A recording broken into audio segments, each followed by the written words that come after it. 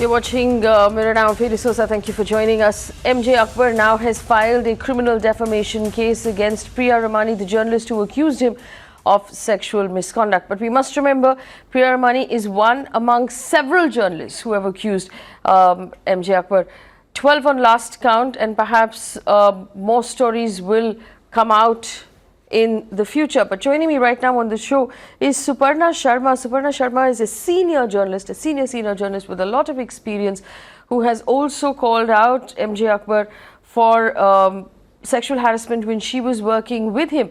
She's on the show with me right now. Suparna Sharma is the resident editor of the Asian Age. Ms. Sharma, first of all, thank you for giving us your time. Thank you for your bravery of sharing your story, because of the strength it has given so many other women who might have gone through the same thing, and so many young girls today who are in, or young women who are in offices, who know that this is no longer something they have to put up with.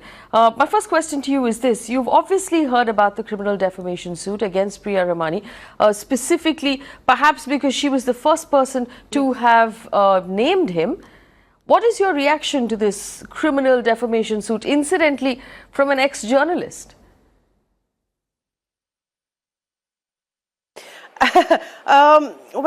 Priya Ramani kind of that he's chosen to just file a defamation case against her. I don't understand, what the legal strategy behind that is. But I mean, my reaction to this really is that, in a way, Me Too movement was out of frustration over the system failing us, the judicial system failing us, the office spaces where women were not safe, all that failing us. And Me Too movement was like taking these stories out. So what a lot of women wrote their accounts, they were emotional accounts, they were full of sort of dread and those kind of details, and they were not accounts which were kind of legal. So now I think those accounts will also come out, and what the due process does, I think, in all these cases, is opens up perhaps for the first time men who have been called out in the Me Too movement to be, that they will be also asked questions. Their conduct will also be under scrutiny. So in a sense, I would really like to hear what a lot of these men who've been named in this Me Too movement, this new wave of Me Too movement, how they justify these, calling women to hotel rooms for interviews and touching and, etc. Well, you've said in your account also that the transgressions that you mentioned were routine, that no one was spared. And at that time, there were no committees. He said he would pursue almost all women in the same way. So, the responses we're hearing from Mr. Akbar at this point, when he's returned to the country, saying this is malicious and linked to the election, you do believe that there would have been several other women with similar accounts. And so if he does take this to court, he'll have a tough time perhaps refuting so many different witnesses, Ms. Sharma. Yes, absolutely. In fact, some of the women that I have been in touch with, who are my old colleagues, and a lot of us, like whoever starts any Me Too movement, whether it's Vinta or someone else, it kind of will, like her account led Sandhya Mridul to come forward. So every step, other women come forward. And I think this will also bring forward accounts we have not heard earlier. So yes, and I'm really hoping that these women come forward now. Now is the time. Well, you did say, of course, that the entire Me Too movement came out of a sense of frustration. Is there a sense of frustration for you personally, Ms. Sharma, about the fact that the government has said and done nothing, given that MJ Akbar is currently an employee of the government? Yes, and of course, yesterday I was very disappointed and I was a bit down. But that while corporates, private entities, even production houses, etc., have taken a moral stand in people, in men who've been named, and with specific instances of sexual harassment, in some cases even rape, they've either sacked these people. that the government of India has decided not to do that, to retain him as a minister. It was hugely disappointing that there's no moral accountability, nobody's taking moral responsibility. And here I'd like to say that, you know, he from his statement, he was making it out as if it's some collective that we had put together, etc. That's not at all true. I mean, I did not know of this girl who was an intern, who was 18 years old in 2007. I worked with MJ Akbar from 1993 to 1996. So we didn't know each other before all this happened. These were just individuals sending their stories, and we were reading and we were, you know, reacting to them. So, I mean, sorry, I forgot your question. So my question is, are you upset with the government? Are you disappointed with the reaction of the government? Yes, I am very upset. I'm very disappointed. I was very disappointed when Sushma Swaraj chose not to answer, because she's someone I have deep regard for her, because in our patriarchal society, and BJP is a very strong patriarchal party. She's risen to this stature with such dignity and with such elegance. And for her not to react, for me, was very disheartening. That was my first kind of big disappointment. Yes. And yes, yesterday it was a huge disappointment for all of us.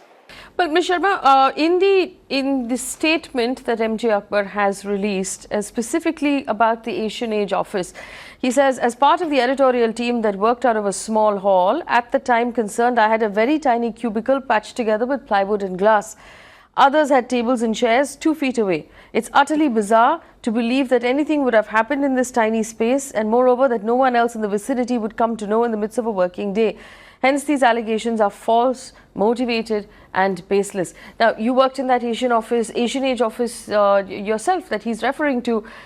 What is your response to what he said?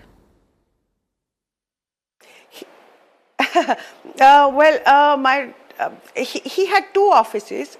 First, we were in this building called Surya Kiran building, and then we had another office in a building behind Surya Kiran building in Connaught Place, Vandana building. And you must remember, he was MJ Akbar, a towering figure in Indian journalism, who had launched very successful one magazine, one newspaper. He was launching this newspaper in India and in London simultaneously. You must understand, he was the editor-in-chief of this multi-edition newspaper that was going to come out and change the game in a sense.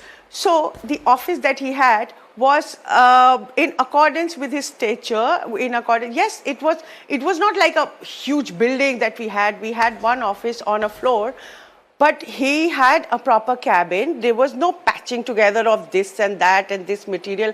Of course not. It had a stained glass. It had a proper door that locked, and there was enough space there for people to go in and have meetings, discussions with him.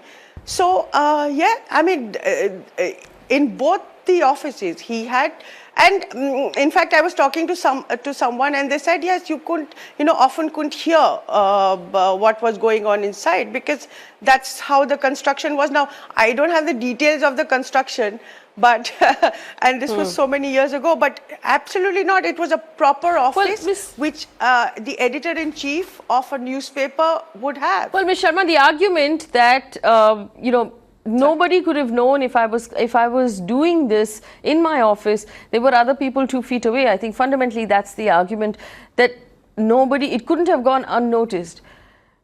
Would you say it went unnoticed, or did people just look the other way? See, now behind closed doors in his office, what happens exactly, I don't know. If I was standing maybe someone was standing right there and they heard something, I have no idea. But the point is that he's chosen to kind of pick on and decide to write about this space.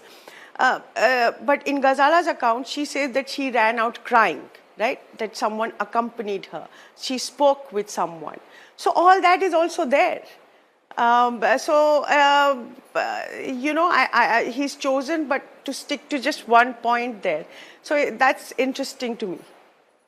Well, we also have, I have in my hand a copy of the Patiala House District Court in Delhi. This is the complaint that has gone in, and it's specifically asking prosecution of Priya Ramani for the offence of criminal defamation under section 499 for willfully, deliberately, intentionally and maliciously, well, he was always a man with a flair for words, defaming the complainant on wholly, completely false, frivolous, unjustifiable, scandalous grounds, thereby harming the goodwill and reputation of the complainant within the political fraternity, media, friends, family, colleagues and society at large. Now, here's the question about his reputation, about the office that he currently occupies. So it's not just a question of him being an employee of the government of India, it's a question of the office that he occupies. It would have been dignified for Mr. Akbar to have resigned or stepped down from office until after all his name was cleared. But obviously that is not something he wants to do. Yes.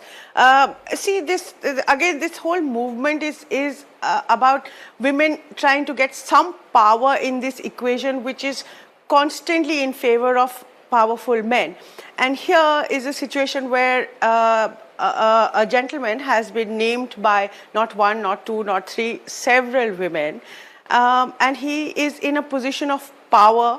He's decided to retain that power and then kind of go after some of the women who have come forward.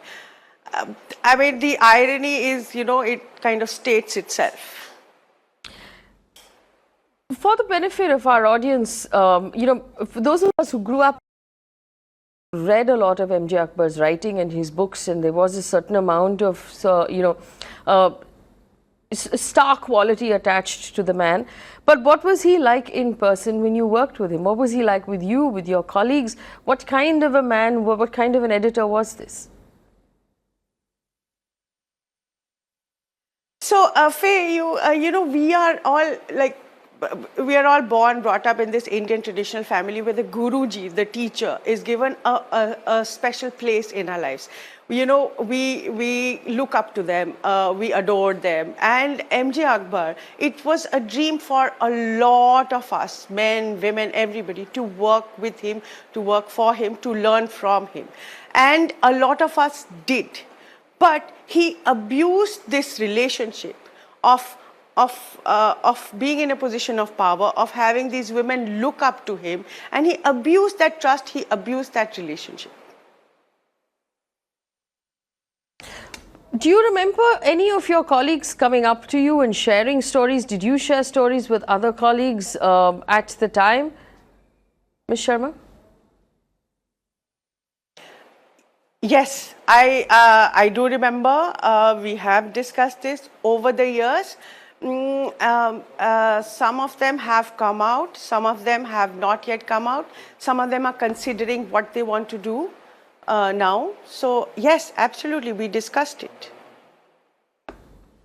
Ms. Sharma, what is your expectation? Sorry, Faye, here I'd just like to add one. Please go ahead, go ahead. Yeah, here I'd like to add, in all these stories, one other thing is they're so similar to each other, though these women don't, a lot of them don't know each other. And I stand by my story. I believe in Ghazala Wahab's story. I believe Priya Ramani, what she's saying. I believe in these stories absolutely because they ring true to me. They fit a pattern that I saw during my years in the Asian Age. Sorry, I need to just qualify that. By saw, I mean women recounted their experiences with MJ Akbar to me. All right, Ms. Sharma, my last question to you is this. What is your expectation now, either from law and order or law enforcement or from the government of India, specifically to do with MJ Akbar? What do you expect from them? He was this story kind of the MJ Akbar Me Too broke on the 8th. He was out of the country at that time. I hope the government now listens, reads all these statements, all these stories, all these articles, all these accounts that have come out and takes a call and asks him to step down. That is really what I hope this government does.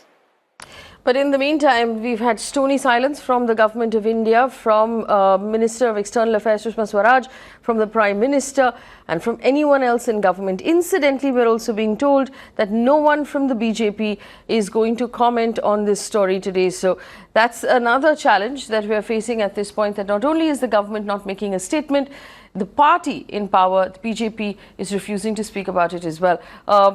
Ms. Sharma, thank you. Many thanks for giving us your time and sharing your story with us. More power to you and other women like you who have chosen to come out and talk about what happened. And I do hope that you get justice and you get peace and closure with this particular incident. We're going to be tracking the story of MJ Akbar. Remember, this is where we are at this point. Not only did the minister come back to the country, brazen it out and not given a resignation, the government has not demanded his resignation. So he continues to occupy a very, very senior, high-powered position in government while he fights these accusations. Now, first of all, it doesn't make sense to allow him to occupy that office while he's fighting the accusations, because it doesn't then maintain the dignity of the office. And secondly, where does that leave the women who are going to have to fight him in terms of the power equation, given the power that he wields from inside government?